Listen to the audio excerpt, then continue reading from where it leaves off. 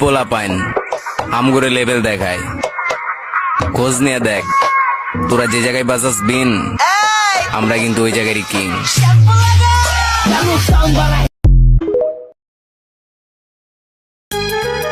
আমি কোনো সেলিব্রিটি না ভাই যে ঘন্টায় 10,000 লাইক হয়ে যাবে। আমি তোমাদের মতো ছোট ইউজার, আমারা সাপোর্ট কইরা খালি হাতে যাইতে পারবা না।